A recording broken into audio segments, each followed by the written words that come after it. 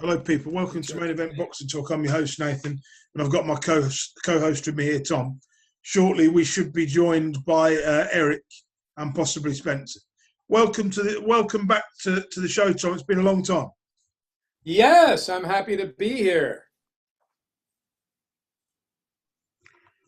All right, welcome back. Right, we're going to start things off with Tavares Cloud. Tavares Cloud is making a comeback after 6 years. Wow. Okay. Well, I wish him luck. I mean, that's good. It looks like, It's an 8-rounder. yeah, an eighth rounder, really. Well, I wish him luck. You know, he was up there for a while and doing well. And it looks like the guy he's fighting isn't very good though. But there is No, an eight. this guy's record is very awful. It's 11 losses and 4 wins. So this isn't going to go the distance. And 8 rounds. Well, yeah, this is a warm-up fight. You know, it's a fight to get back in the water, really. I mean, Tavares, he was 31 when he quit last time.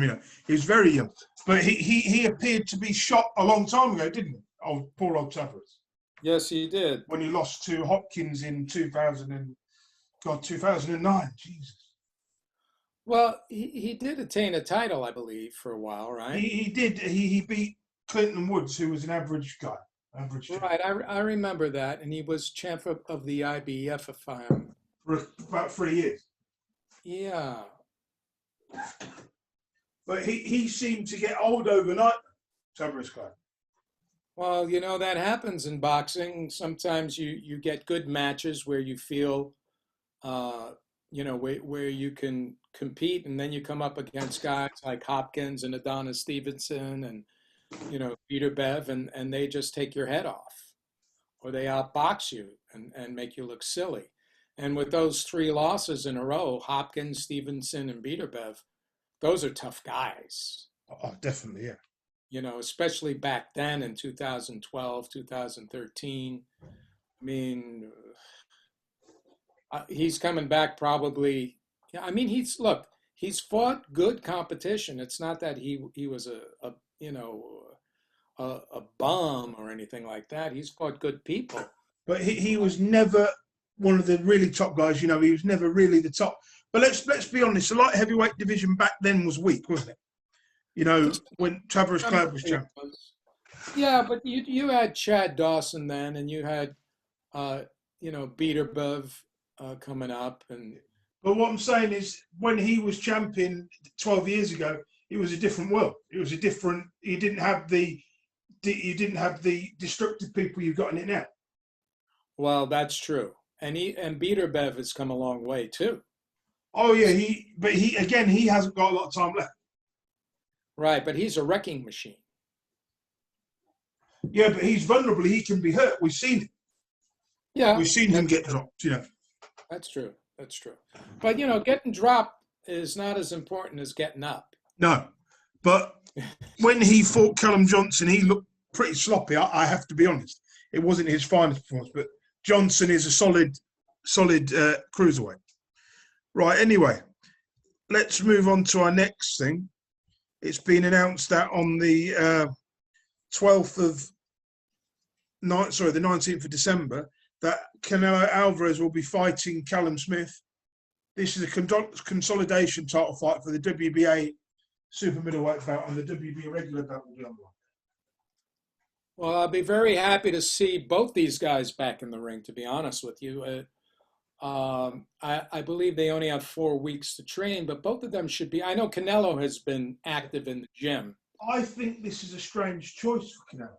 I have to be honest, because obviously he's looking at this fight as an easy fight. And it'd be hard not to see it any other way after Callum Smith's last performance against John Ryder. Well, I don't know. We have that old saying, styles make fights, but I get your point. I'm not arguing your point, but I've also seen him look very good as well. Now, he's fighting probably the number 1 and number 2 fighter in the world. Yeah. The only difference in this fight is that he's not fighting Rocky Fielding, who's the same height. Callum Smith punches back. You know, there's a big difference between Callum Smith and Rocky Fielding. And he also has the height. I think Yeah, this will be a better. I think this will be a better fight than when he fought Kovalev. Yeah, but there's a problem here. If Callum Smith gets wiped out in 4 rounds, it's not going to look very good, is it? You know, I have to be honest on him. Well, it didn't look very good for Kell Brook either. I mean, he looked good for But 4 there's a big rounds. difference. Kell Brook was shot, completely shot. And Callum Smith isn't shot. He's in his prime, the same as Canelo is. So, you know, this could go either way. But I've got to put Canelo as the favourite after what he's done in the last couple of years, you know? Well, I also have him as a favorite. I don't think he'll blow him out in 4 rounds, though. So you think he'll go the full distance? I think it's possible. I think, first of all, he's taller. Yeah. Second of all, he punches harder. Canelo's never really met anyone who punches as hard as Smith, has he, apart from Kovalev? Not really. No, he's never met anyone in their prime who's got, you know, who looks like a proper light heavyweight, has he? That's the difference in this fight. That's true. That's true. I think it's an intriguing match, and hopefully Callum has been training and taking care of himself and not overweight, and this is not a cherry pick, you know, with the amount of time that they have. But to be fair, Callum is pushing himself to make the weight anyway. He's killing himself to make super middleweight. He always has to. Well, that's probably also in the mix in Canelo's mind. And to me, I think that has a lot to do with his last performance. I agree. He's too big for the weight. Yeah, you know, I'm glad you brought that up because I forgot about him. And yeah, that could be a deciding factor. And it's interesting that Canelo decided not to pursue light heavyweight and is comfortable at 168. But I think we know why he didn't, because the bigger guys would have beaten. They would have got to. I believe Pativia would have taken him to bits. Yes, it would have been a war. I put it to you that way. I don't think anybody's going to run over Canelo. I think Canelo could take a really great punch. Do you think? But I think at light heavyweight, he's really pushing his luck at light heavyweight. Yeah, I agree. I agree that he is. I agree that he is because he is the smaller man, the much smaller man at light heavyweight. He reminds me when Dwight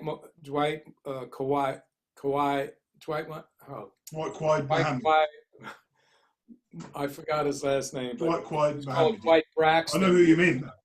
He moved up to cruiserweight, you know, and he never really was able to compete because of his size the same way. The keys to victory for Smith is he needs to unload on Canelo and he needs to put it on him.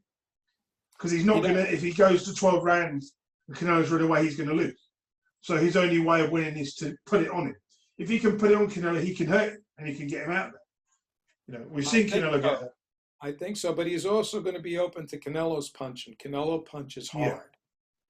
You know, he's not a pity pat puncher. When he lands hard. He's a great counter puncher as well. So when you're coming at him, Canelo can just connect with something. Like, you know, you can walk onto something. Because he's small and he's agile. Like when he fought Kovalev, Kovalev walked onto something, didn't he? And that's how he got him out. Well, you know, also too, if you look back at his fights with GGG, when GGG was able to back him up, GGG was able to score some heavy-handed punches on him. But if Callum Smith does that, it's going to be over. For Callum or for Canelo? For Canelo. If he gets in the corner and he starts unloading him. But the problem is that he's going to have to catch him.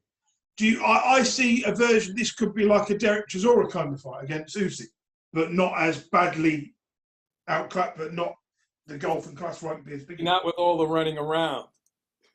No, but we're going to see lots of running around, didn't it, from Canelo? No, here's where I disagree with you on that. Canelo has a bad knee. He doesn't do well with fighters who move, and he doesn't move well in terms of going side to side, back and forth, and dancing. He can move, he can avoid punches, he can duck. He's very good at blocking.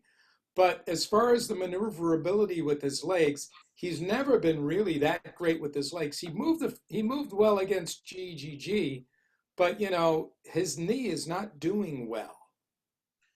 Yeah, Okay. I mean, and also Canelo's never really fought any top fighters in their prime, has he? They're either old or near the end.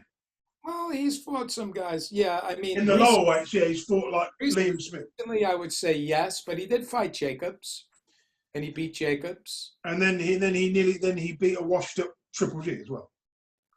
I don't think Triple G was washed up. I think the first fight Triple G won. I think the second fight was super close. But the second fight, he looked like he'd aged over.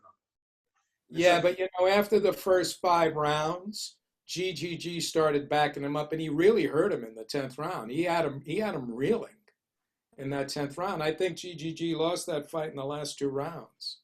But anyway, the thing is, it's a different division. It's a different weight class. Hopefully he will come in not too bothered by the weight loss, Callum Smith. If Smith loses, I think this will be his last fight of the weight. At this weight. Yeah, I think he has to move up. You know, it's a shame Billy Joe didn't take him up. Or I do think it's a bad choice of opponent for him. I'm not going to lie. Right. Right, let's move on to the next thing on the list. What is it? Dave Allen has announced his retirement. I know. What do you think of this? Well, I don't know why, but this about Dave Allen, you know, he had talent, he had size. I think it's just the problem of will with him. I mean, he's 28. He's in the peak of his life. Right. So, I mean, who is he? How far can he go against the top guys? I think all the top guys would take him out. I have to be honest, looking at him and from what I've seen of him, he beat a washed up Lucas Brown. He beat a British, an English level Nick Webb. I think that his limit would have probably been a British title, but that would have really been pushing it. You know, they'd have to get someone really weak for him to beat for that. You know. Check call is now due. So he's only English. Right. So the point is, where is he going, and is it worth? You know, because as far as I see, yes, the British title, but other than that, at the top of the division, he'll just be a guy. He'll just be a contender, an opponent, a gatekeeper. You know what I mean? He won't even be a gatekeeper. He'll just be a guy at a domestic level gatekeeper for people like Dubai to bash about. You know, he's overachieved in his career. To be absolutely honest, it's only because of his big fan base that he's made the money he's made. I agree 100%. I can't disagree with that at all. And I think you nailed it. And he's just a guy. He's like a social media darling because everyone likes him. He's like the guy that goes down the pub, has a bit of sniff, and has a bit of cocaine or whatever, or a drink of beer. People can relate to him. But the truth is, he was just a guy who was Southern area level, who was fighting people way above his level for 4 or 5 years, and he just got lucky, in my opinion. Well, I think then it's a good idea then he retires. I'll miss him. But, his health comes first. Mm-hmm. It's true. And I think it's a good decision. I don't see why at that weight you're going to get hurt. If you get in with the big guy and he lays some punches on you and KOs you, you could be damaged for the rest of your life. But the problem with him is I blame him. Did he hear a little bit? It looks like somebody's calling in. It's Spencer. Let's see what he has to say. Hello. Let me see if he's here. Let me just invite him. Are you still there? Yeah, you can pause the recording right now. That's what I'm going to do. And let's wait for him to sign in. In fact, we can just keep talking. Right, what were you going to say again? Oh, it's recording again now. About Allen? Dave Allen, yeah. I think we said everything we need to say about Dave Allen. Moving on to the next thing. I think Brian would have something also to add to Oh, Crawford. yeah, but he's a big fan of both fighters, Right, but Getting back to one thing we were talking about Canelo versus Smith. Do you have any reports over there about what Smith has been doing before he signed this fight? Was he in No, I training? haven't seen anything. I haven't read anything up on it, I'm afraid. There's no reports. Where does he train in England? Do you know? He trains in Liverpool somewhere. I'm not really sure. Oh, he's a Liverpool fighter? Yeah. Got it. Okay. Well, So I'm sure you could find some. Let's see if we can find anything on him. Callum Smith. I'm going to check this because I'm interested to know if what is going on with him. And I know, I mean, it just says he signed the fight, but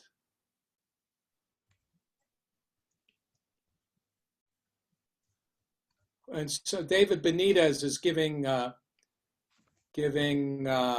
Canelo grief over fighting Callum Smith that's rich. because he says he's weak. It's like, okay, well, I think you got to be careful what you ask for, you know? I mean, you want to fight Canelo Alvarez. I think it's a little different once you get in the ring with him. Problem with Benavidez, he's not the most disciplined fighter, is he? No, but he thinks he's only 23 and he thinks that he He's can young. beat Canelo. If you don't think you can't beat someone, then you're in the wrong sport. For me, you know. Well, you have to believe that. You have to believe that. As Sugar Ray Leonard had something interesting to say. He said he'd look in the mirror and he had a split personality. If he seen Sugar Ray, he knew he was going to win. If he didn't see Sugar Ray, he knew he was going to lose. Anyway, let's move on because we've got still quite a bit to cover. Okay. Terence Crawford defends his WBO title in brilliant performance against Gilbert. Stops him in four rounds. Well, I want you to start with this one because I know how you feel about Kell Brook, and then I want to see if I need to counter you. Kell Brook is shot. He's 3 years past. He's 3 or 4 years past his sell-by date. He shouldn't have been there. He should have been retired long before this fight because of his eye injuries and other injuries he's got, and plus his resistance isn't there. In that fight, it just proved that he was well over the hill. I don't know what his matchmakers were thinking. Him going in there, leaving his entire proper team in England. His proper trainer, Dominic Ingle didn't want to go. So to me, he was handicapped the minute he got there. All right. What do Are you you think? ready for me to retort? Yeah. Okay, first of all, I watched the fight twice because I like to watch the technical end of it, and I saw how Crawford was able to beat him. I agree with you that because of his injuries, he should have quit. Because if you notice when he got hit, that first knockdown, the rope saved him. But in the second knockdown, you notice he did not grab him. Yeah. He bent over and he covered both of his eyes. Did you notice that? I did, yeah. Yeah. It was interesting because by his body language, and this could have been unconscious or it could have been a decision, but instinctively, he put his hands up over both of his eyes and tucked his elbows in after he caught that shot to the head. And that's when the referee stepped in because he was angling away and he was holding both hands over his eyes. So the fact that he is so conscious of those injuries, if he cannot box a guy and stay out of trouble, that's what's going to happen to him. But the problem is he will not be able to on for a couple more years if they lowered the level of his opponents. Like if he fought a British or European. Yes, I understand that completely. However, he was doing very well the first 3 rounds. And I'll tell you why he was doing well. He had the distance with the jab. and Crawford couldn't get next to him. But Crawford did something, I think in the second round, he briefly turned to southpaw and he hit him, he touched him with a short right hook. Yeah. And then after that, he switched because he knew he was able to close the distance and he was just touching him. And because if you look at Kell Brook's stance, the way he threw his jab, he threw it from his side. He didn't hold it up in front of his face. Yeah. He led with his shoulder and threw it from his side. That enabled Crawford to get on the other side and exploit that opening. And that's how he got that short right hook over. And of course, it was a brilliant shot to the back of the head, the temple, and that was it. He knocked the equilibrium out of him. Right. And it was, I think Kell will continue for another year or so. I think he'll have a couple of easy fights. You know, he could have one or two easy fights like he had been doing, then fight Amir Khan and then walk away. I think he needed to do this fight, though.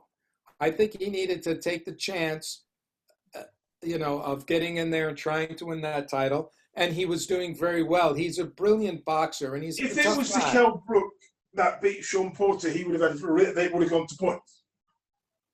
Well, he should have never went up against GGG. That's what ruined his career. Yeah, that's what started all of this.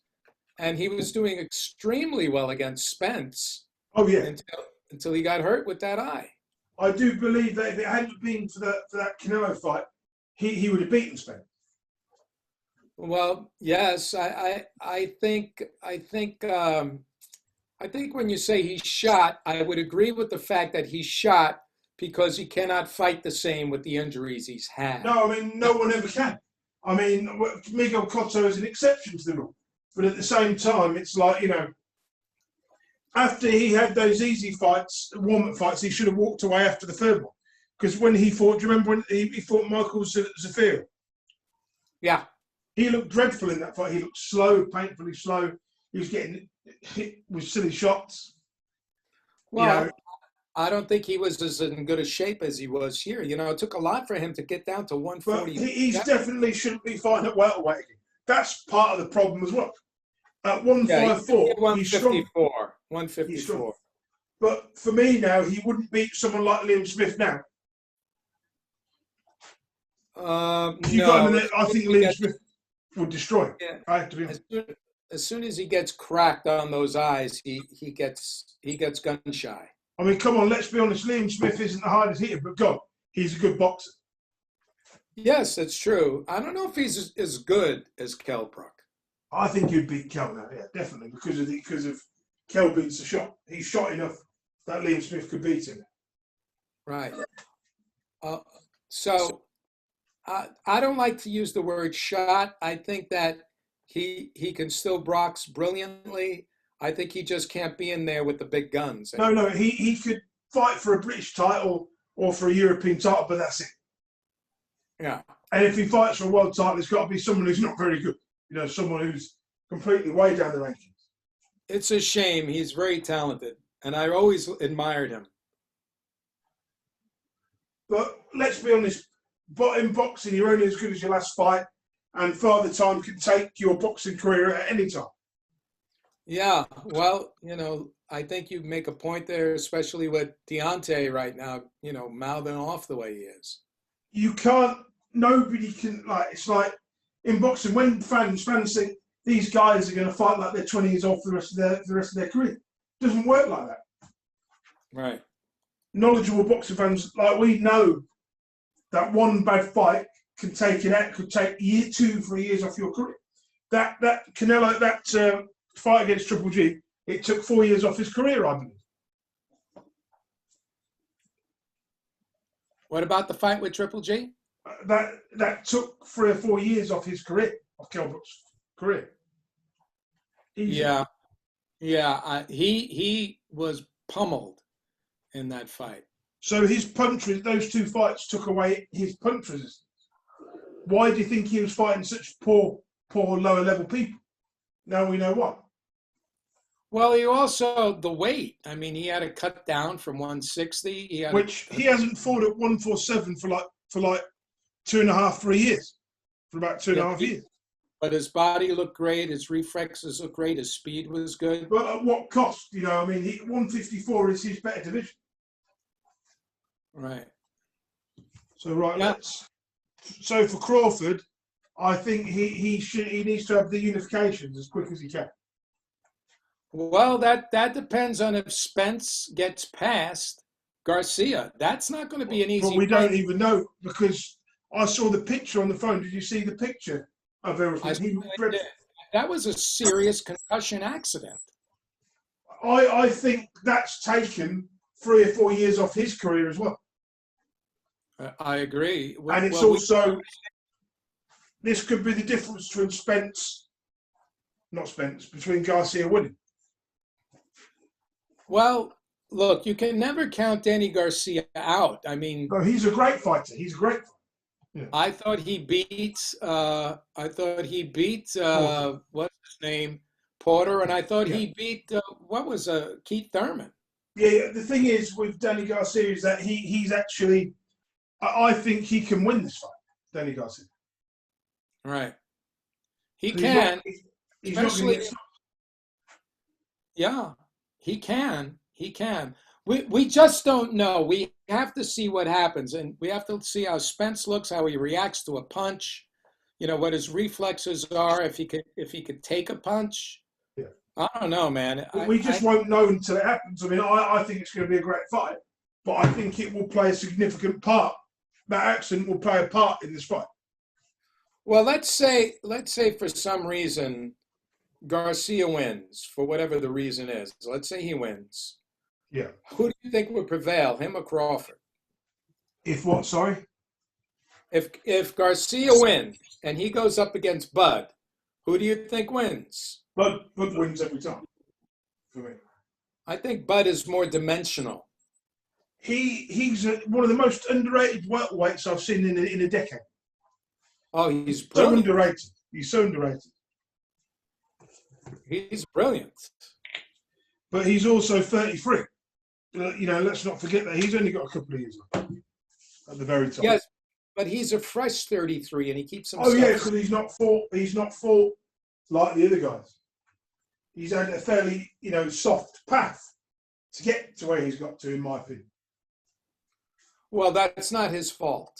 No, but the guy's not marketable. Even you heard it from Bob Arum's own goal. He's losing money on it. Well, here's the deal with Bob Arum.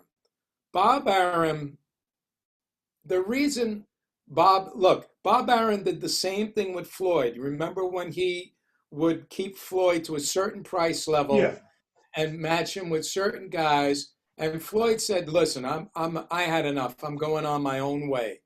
Also, you take a look at Bob Arum when he was promoting Muhammad Ali. Yeah, I mean, for God's sake. Yeah, but look who came along and turned up the heavyweight division was Don King, because Don King had more imagination. But Bob's always played it safe, and he doesn't have to. I mean, he's in a position where he just does it because he loves it.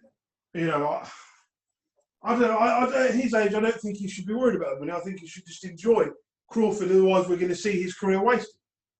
He needs to be able to make deals with PBC and with Al Heyman, like they did for the Manny Pacquiao fight, and get these guys to fight each other. He's old school, man. He doesn't have the imagination. The problem with Terence Crawford is that he's old school. If he ran his mouth a bit more, I'll tell you what, he'd walk into those fights, those mega fights. If he ran his gut. I understand that, but you know what? He's doing what he needs to do. He's knocking guys out. But it's not working, is it? Because he's not getting big fights. He's not getting the big fights because the big fighters, the other welterweights, are with Al Heyman. And they're scared of him anyway. They're scared of him. Oh, I know that. Of course they're scared with him. Of course. They know they're up against somebody who could beat them. We're talking about a guy who is as talented as Sugar Ray Mosley. What's his name? Sugar Ray Leonard. And Sugar Ray Leonard, a guy who's probably more talented than some of those guys. Or Sugar Ray Robinson as a welterweight. Yeah. Although I gotta say that Sugar Ray Robinson as a welterweight was incredible. Oh no, he was incredible. He was incredible.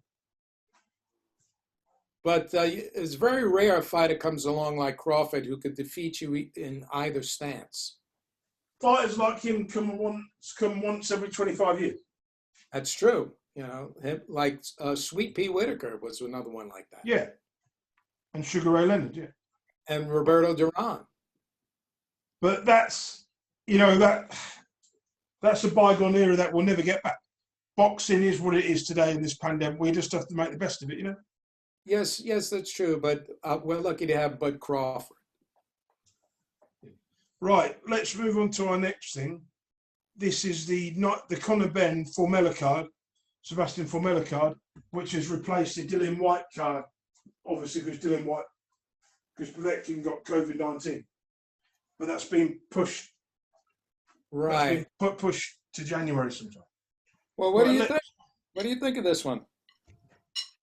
Right, there's more on the card here. Or should we talk about the main event first? Whatever you want. Okay. Conor Benn against Sebastian Formella, for me, it's bad matchmaking. Why you say bad matchmaking? Because Conor hasn't fought anyone on this level. And we're talking about a guy who's a former interim world champion, who's fought at a much higher level than Conor. Conor hasn't even fought people who are good enough to be British champions. Well, why do you think they matched him? I don't know why they matched him so hard. To me, it doesn't make any sense. Maybe they're just cashing out on him. Then maybe they just want to cash out on him now, just to see how good he really is. But he has made improvements to his game, but the improvements he's made won't be enough with the experience that Formella's got. I think he's out of his depth. I'm going to agree with you on this because I've watched both guys. And but you've got to admit, this is terrible matchmaking. You don't put a guy who's never fought for a British title in there with someone like this. It's crazy. He should have been able to develop properly, win the British titles and things. Who's his promoter? Eddie Hearn. Well, I think you're right when you say he can either leapfrog if he beats this guy's into higher contention and more money, or they're cashing out at him is correct. They're cashing out. Because he's a strong puncher. Yeah. But the kid's got no defense. Unless he's developed more of a defense. Yeah, that's what I'm saying. Yeah, his defense works on his defense. Terrible. I think the furthest he will ever go is he'll be lucky if he wins a British title, in my opinion. And I mean that as nice as way as possible. I don't like to to put people down, but I'm just saying I reckon that he'll never be world number. He'll be European at a stretch. Yes, I agree. And there's no harm in telling it like it is. But the problem is he's only where he is because of of his last name. If his name was something else, he wouldn't be getting this kind of publicity. I agree. It's like the other guy. Julius Caesar Chavez, yeah. But that's a bad comparison. And the other English fighter whose father fought Nigel Benn. Chris Eubank Jr. But the difference is at least Chris Eubank Jr. managed to win some titles and beat people that were named former world champions. Yeah. I agree. I think Conor, he's not going to be with us much longer in the boxing world. Well, let's see what happens. Maybe Formella will run over him. Maybe he won't. I hope Conor wins, but I think he's one of these guys that's going to have to take a really bad loss in order to get better. I think that's why they've done it, because they know he'll lose, but he'll come back better. It reminds me of a song. Take a bad loss and make it better. Shall we move on to this new weight division, the bridge? No, there's other fights on this card I want to I don't know if I'm familiar with these guys. I am. I can quickly run through it. Fabio Wardley is the English heavyweight champion, and he's fighting Richard Latte, who is a guy who lost to Nathan Gorman and Daniel Dubois in 5 rounds. This is a good learning fight for Wardley. He was meant to fight Lucas Brown on the card, but Brown pulled out.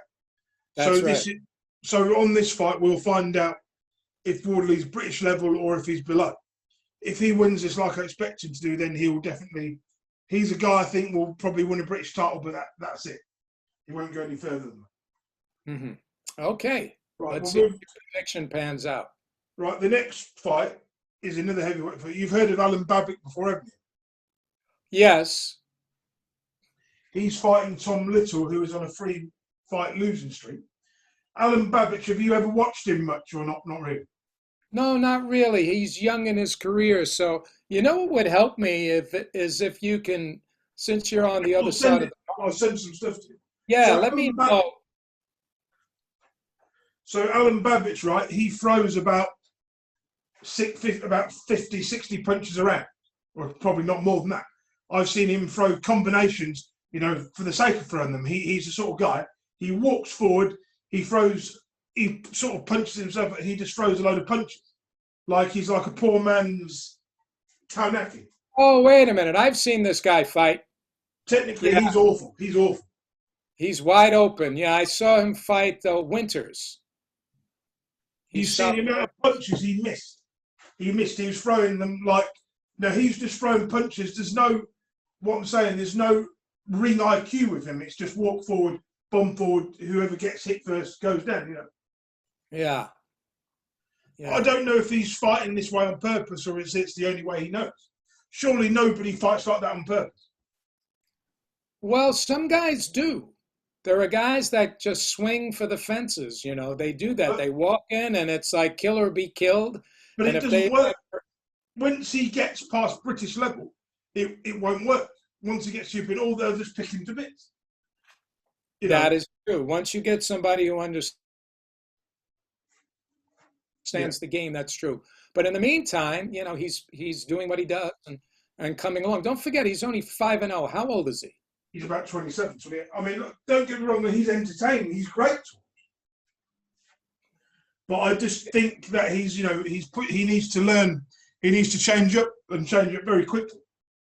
You know what's funny is that Rocky Marciano didn't start his professional career until he was 26.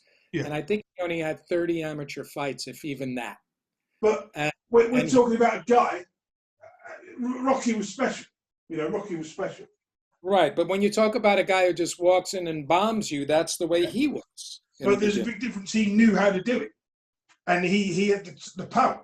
He had the power like a train, didn't he? Whereas Babic, he's a cruiserweight, basically, who's just gone up to heavyweight. He's about, I think he's 215 or 212 or something. Right. So he should be fighting at cruiserweight, Alan Babic. Because if you compare him to someone like, who's that guy who came back? Gassiev. Right. Leagues below them. Whereas, obviously, Gassiev can punch. Well, I don't know what you're thinking, but looking at Babic, I've been watching while you're talking. The guy is very heavy-handed. Yes, but he throws too many punches without thinking about it. There's no thought. There's no plan B. There's no plan B or C. He's like throwing punches like they're going out of fashion. So how many is he throwing? About 60 or 70 punches around? I wouldn't know, but I'll tell you one thing. He has a lot of leverage in those shots, and he's gonna work his way up until he gets to somebody who's a sharpshooter who's going to clip his chin. He could probably get to Lucas Brownlow, but then again, I think that would be pushing. Right, I agree. Right, let me see what else is next on our list. We have the Bridgerweight division for the WBC and Joe. Yeah, this was it 200 to 225, isn't it? Or 224 or something like that. Yeah. So this was created. You should have. Well, this is down to your friend. Listen, Nathan, please try not to vomit, okay? Okay. Come on then. No. I was making a joke there. Oh, so your bum chum. No. He's my friend now. Don't say that. Your friend. He's got the most controversial bullshit sanctioning body I've ever seen. They do great stuff for charity, but this is bullshit. No. The WBA, my friend. The WBA takes that title. What kind of horse shit is this? Bridging it because some boy rescued his little girl from a dog. We don't need this weight division. All they need to do is hire the weight division in the cruiserweight. You know. So you mean just extend it to what? 205, 210? 210. And then the limit for normal heavyweight after 210, yeah, or 250. I think they need to do. I mean, if they are going to do it, who's going to want to fight in this division? And we need the rest to follow suit. I mean, Deontay Wilder's, he turned it down point blank. Right. Well, I don't know. I really don't know. I think there should be. I mean, look, we're evolving, and I'm not taking the side here. Let's look at it from this point of view. People have gotten bigger. I mean, absolutely. Yeah. In the last 20 years. Was 187 or 184 pounds when he won the title. And 5'10". Walcott was 195 or 200. Okay? Yeah. Those were considered big men at the time. But if you look back to, 1992 when Tyson was back, have you noticed how much people are bigger in the last 25 years than when Lennox Lewis was boxing? And Lennox was 6'5". And he was. But now he would be considered not that big, even though he's big. There are bigger guys like Joshua and people like Fury, much bigger than him. Well, Fury's much bigger, Yeah, Joshua's about the same height. Yeah. But Lewis was a giant in those days, wasn't he, really, when you look at it compared to the other heavyweights? Yeah. I mean, you had people like Bone Crusher Smith back. That's true. Now, Tyson would be so tiny compared to these guys. He would only be a cruiserweight today, really, wouldn't he? Mike Tyson in his prime. Well, I think he got up to about 220, 217. I don't think he would have been able to compete with the guys today. He was definitely, Buster Mathis wrote the book on how to beat him. He was definitely too small. He would be too small. He could punch, but he would be too small. I mean, he was a good. Don't get me wrong. I mean, I can understand if they say, "Look, Usyk, we want you to fight for this belt." Then I'd understand. So it would be for people like this division's for people like Michael Hunter and Usyk. That's what this should be designed for. Do you agree? It's funny. I'm going to say this. I haven't spoken to anyone in the organization. I followed the talk on it. I understand the reasoning behind it and the fact that people are getting bigger. It's unfair for a guy who's a heavyweight who's 210, 215, and is 6'2" to fight a guy. It does make sense a little bit, but we need the rest of the other sanctioning bodies to follow suit before, when they should have a vote on it. Say, look, as they've done this, they say have a meeting about it and then all decide, together, not just have the WBC do what they want. They're not going to do that. Usually they follow each other, but they're not going to do that. So here's the deal, okay? Here's the deal, Nathan. The problem is this. What do these guys do that can't compete? So can they drop down to cruiser?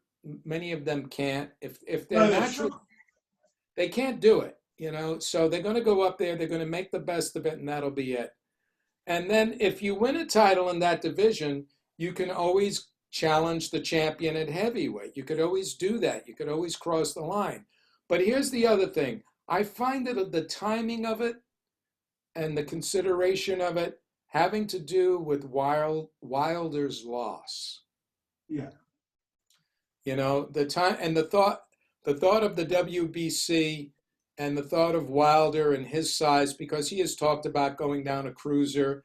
He's talked about doing that or going up, and he, believe me, I thought, the fights with him and Tyson, both of them were classics.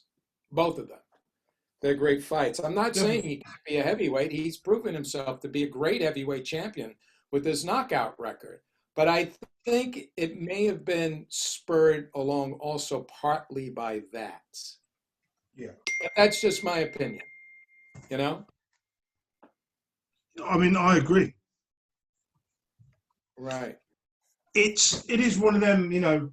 We'll see what develops from it. If it does work out for the best, then Sullivan's a genius. Right. Right. Let's.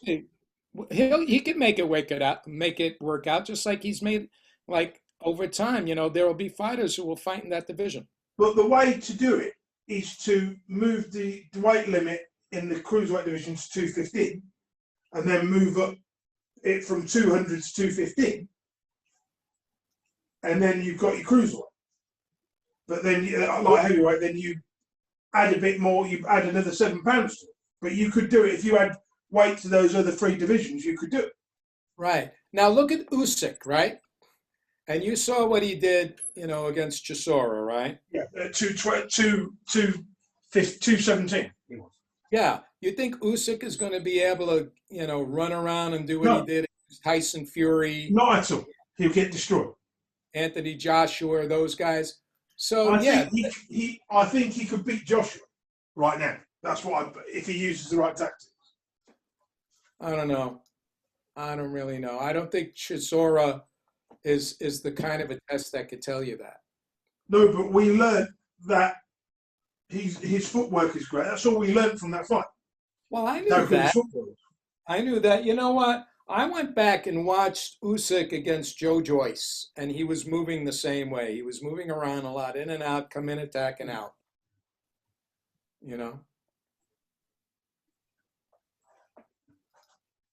But to be fair to Usyk, he will win a world title, but it just won't be against the top guy.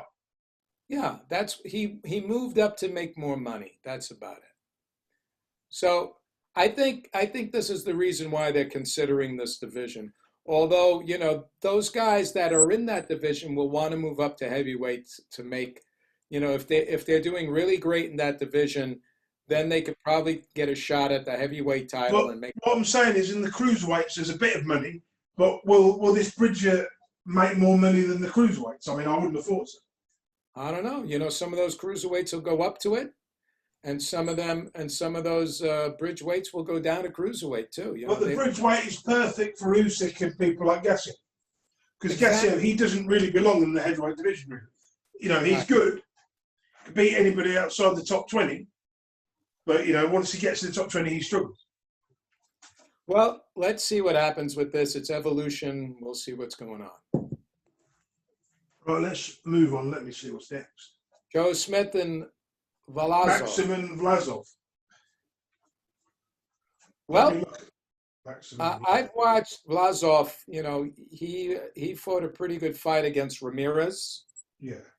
It went to a decision, but he was able to get to Ramirez. He's a good boxer. He's got 3 losses on his record. What has he got? 3? 3 losses, yeah. Yeah, but I don't think he was KO'd, though.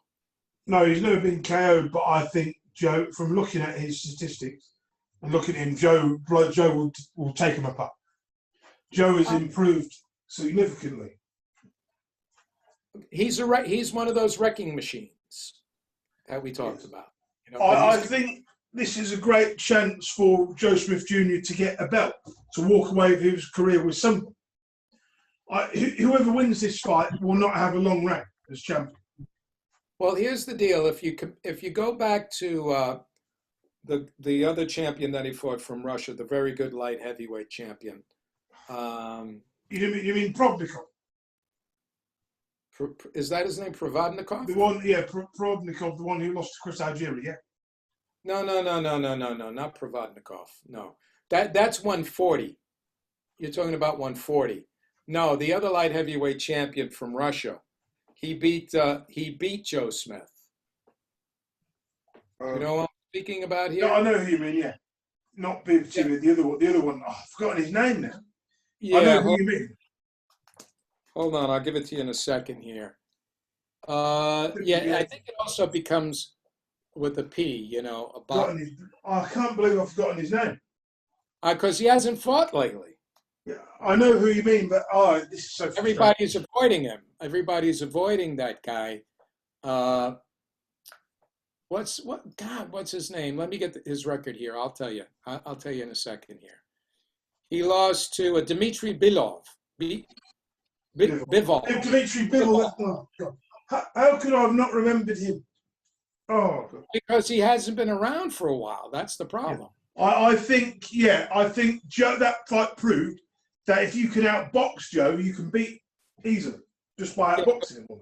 But Bivol also had a punch that kept you respectable too. Oh yeah, Bivol's a different class of fight. Yeah, so Lazov doesn't have that same punch. No, he's handpicked for Joe Smith Jr. He's a better boxer though. Yeah, but this guy Lazov is tailor made for someone like Joe Smith Jr. Yeah, because Joe Smith Jr. can unload on or not. I would agree with that. He'll unload on him, he'll stop him, he'll get the belt, he'll make a couple of easy defences, then he'll cash out. That's all Joe Smith Jr. will ever be, is a guy who is a belt holder and he cashes out and he goes away. And you don't hear from him again, you know? That will be the legacy of his career, I believe. I think you're correct. But, I think he'll defend it to make some money. Yeah, he'll defend it 2 or 3 times, then he'll fight a unification, get millions, and then he'll walk away. Because, Joe Smith Jr., I don't think, he's dedicated more now than what he used to be 5 years ago. Yeah, that's true. Well, he's working. He's got tremendous potential, and if he ends his career not winning a belt, then to me that's just a travesty.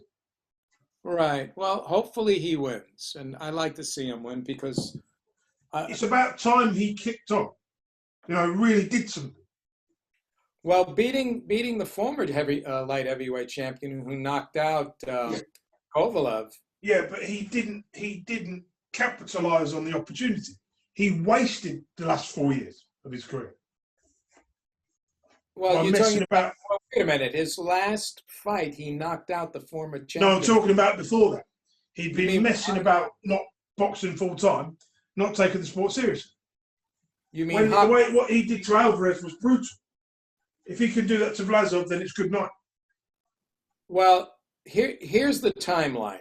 He ended B Hop's career, Hopkins' career, by knocking him out of the ring. He was an ancient man. Yeah. Right, and then he fought top guys after Sullivan. He beat from far. From far. Yes, but then Barrera decisioned him, and then that was bad for his career. That knocked him back. And then he also beat Jesse Hart. He beat Jesse Hart. Yes, and he also lost to Bivol. Those were big fights. Oh, they were all good fights. So he was training, but the thing is, the guy in between fights, he was still working on a building site. He was working on a building site. Yes, but he wasn't making the kind of money where he could take off and train. No. But now he has. Now he's the champ. So hopefully he'll do it. Right, he has a time window of a good 1.5 to 2 years, and that's it. Then it's done. Then we won't hit. I agree. Right, let me see what else there is. You have Hunter versus Chauncey. Saucy Willie. Oh, this is a nothing fight. Yeah. Why they're doing it on my birthday? Oh, it's on your birthday. Yeah, December 19th. Problem with this fight is I don't know how. Have you seen Saucy Willie recently? No, I haven't. He's 400 pounds in his last fight. Oh God, this is going to be ridiculous. Yeah, so he lost to Cassius Chaney in 4 rounds, and he quit on the stool. So this guy's walking around at 485 pounds, right? Yikes! So crazy. This guy shouldn't even be medically cleared. That's crazy. I've seen this guy fight before, yeah. But what does it say about the standard of boxing for licensing? Because it doesn't say much, does it? Well, if the guy is fit, and the guy, if he's fit, if he's given a pass by a doctor, and he's a licensed boxer, he's going to go in there to make money. And if he gets stopped, or if he wins, it's up to the fighter. Look, the fact that he looks the way he looks is also could be deceiving. That doesn't mean a guy can't fight, as we found out with Andy Ruiz, right? Yeah, but So, Ruiz was 260 pounds. right. This guy happens to be, you know, a whale. He's huge. So really, I hope they find a better opponent. Well, we can hope, but it's short notice. So Michael Hunter got kicked out of Matchroom for this crap. Yeah, they let him go. I remember it. Well, didn't he go to a decision, a draw with someone? Who was it? Yes, he did. Yeah, and now he ended up being the better heavyweight than Dillian White. You know, Right. that was a big mistake, getting rid of Hunter. Right. He lost to Usyk, and then he had a split decision with Povetkin. That's what it was. Yeah, he had a split decision draw. But Right. and then Dillian White fights him and gets knocked out. I mean, what does that kind of say? That means that Michael Tells you how Hunter, good Hunter actually is. That he's a world class, he's a top 10 heavyweight easily. they shouldn't have released him. I don't think they should have. But anyway, if he keeps himself busy, he keeps himself in shape and keeps winning, he could work his way up to a title fight. But to be honest, he's long overdue a title shot, in my opinion. Well, Well, you know, there are some guys that just don't get him. They just don't get enough. I think he's going to be one of these guys that could win a world title. Maybe he should look at going down, if this British division takes off, he should look at going down in that one. Because I think that's the only way he would win a world title at the minute, you know? I think he just needs to fight contenders. Yes, not fights. Obviously, the pandemic, you have to make allowances for, for these guys. Yes, that's true. But see, he's also a dangerous fighter. When you draw with Povetkin, That says you're world class. Exactly. So guys are going to go, I don't know about that. I don't know about him. You know? Could you imagine if Hunter had won that fight? Things would be very different now. Of course. He would be in the running. You know, he could have won up and fought Dillian White. I just don't understand how a draw against an elite fighter can get you thrown out the door. To me, that's just crazy. I agree. You know. Right, let's move on. Junior Farr has pulled out of his New Zealand super fight with Joseph Parker. I'm worried about him because he's had this health issue in the past, and they're talking about him having a bad blood count. Yeah.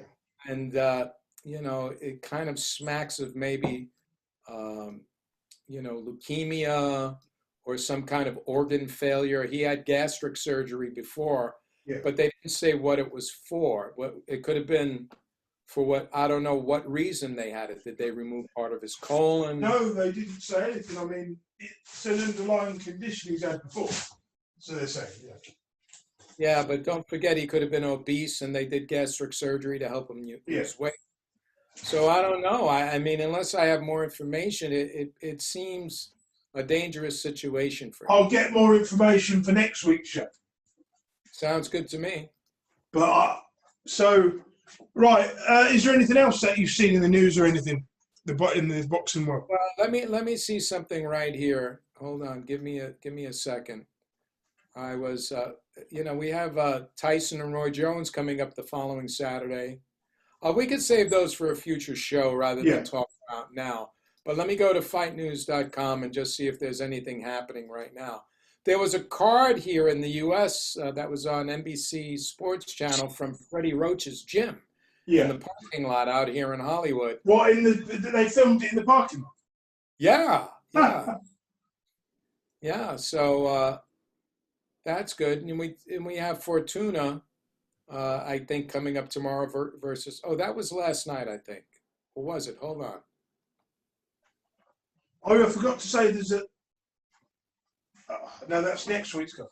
Let me just check something. While you look. Yeah, tomorrow they have a couple of things going on here. Hold on. They have Fortuna versus Lozado. That's coming up tomorrow, and Conor Benn, as we talked about. So that's going to be a good, interesting evening. There's a couple of fights I wanted to talk about. I just remembered. Which is on the Anthony Joshua undercard. Martin Bakul will be fighting Sergey Kuzmin. which is a which is a 50-50 fight. Right. And when is that again? 12th of December. All right. Well, let me get more information on that. We'll get more information, and I'll look over the fighters. And Huey Fury's fighting Marius Wack. Really? And Lawrence Okola, he's fighting Glowacki for the vacant WBA title. That's a tough fight, isn't it? Yes, it is. And he's only had 14 fights. That is a tough fight. Well, good stuff coming up, more for us to talk about. I don't see, except for the champion, Tyson Fury, was interviewed on British TV. I posted that on. Yeah, his fight's been cancelled for December. Right, it has been. But also he said that he felt that Wilder needed, he reached out a bit and said, if he wants to call and talk to me, I'm willing to talk to him. I don't think Wilder should be given the time of day. Seriously, I think he should move on. Yes, but listen, given what the champ has been through himself with his own issues, his own cracking, his own mental crack, for him to look past all the craziness that Deontay's been talking, he just said, if he wants to talk to me, he could give me a call. I'll talk to him. I think that's very gracious and very big. It is, but at the same time, I just think he should say, look, you gave me a title shot in the first place when I probably didn't deserve one. Then you gave me a rematch. For me, they had 2 and done, and that's it. we don't need to see Wilder get hurt again, because it's only going to go 1-1. Look, Archie Moore told me a long time ago about boxing. He said, look, it's about money. If you respect another fight, when he fought Yvonne Durrell, he told me the story. Yvonne Durrell had him knocked down 2 times, I think, in the first round. They should have stopped the fight, and I think one other time. Yeah. And then he came back and he knocked him out in the 7th round. And he said to Yvonne, don't fight anybody else. We're going to have a rematch. We're going to make a lot of money. Yeah. And he said to me that, a lot of fighters ducked him because he was very dangerous. And so him and other black fighters in the United States, they would fight each other to give each other an opportunity to make money. But there's a difference here. Now, wait a second. No. There's not a difference here. Yes, there is. Well, let me finish my point, and then I'll listen to your difference. Okay. And he said, and Wilder said the same thing, I gave you a shot to make some money. It's like you give me a shot. Okay? Now, and he's right, because what does Wilder have to look forward to after this? He's not going to make the same amount of money as he was when he held the title. Okay? And that's the point. And he did help Tyson Fury, get him back on the map in that first fight. And the fact that he does have a rematch clause, I think there will be a rematch, but I think what's happening here is that Fury and AJ are looking to have one fight each and then fight each other. So what they should have done was they should have let Tyson Fury should have taken the December fight against any old person just to get a title defense in. Then after that, Wilder can have a fight in the interim, and then you can let Joshua fight Fury. Because if this fight isn't made in a year's time, it's going to be too late. Because Joshua will not be having those belts for too much longer after he fights. Yeah, I get the timing of it. But on the basis of what Wilder said, I have to say that part of what he said was correct. Okay? But he's had all that now. Yes, he's had injuries. He missed the deadline or whatever. I don't know what the legalities are, and all of this yap is not good. All I'm saying is that I think that the champ was very gracious in reaching out like that. It was good of him to do it, but at the same time, the boxing world wants to move on from Deontay Wilder. We want to see the bigger fight. We want to see a unification. I think any fight, yes, but I think any fight that Deontay Wilder is involved in is dramatic. It is, but he could go a different path. Because when Joshua and Fury fight each other, whoever wins that, some of the belts will be vacated. Then he can win a belt back that way. Then have a fight, But we're looking at 2 or 3 years. That's if Wilder's still fighting, you know. Well, It's going to be a long, cold day in hell before he gets a title shot again, if he doesn't get a title shot. I think you make a good point there. We'll have to see how it plays out. But anyway, it's been a good show. Thank you, my friend. Right, I'm going to stop recording. I'll quickly, briefly talk to you once we got off, and then. All right, good. But,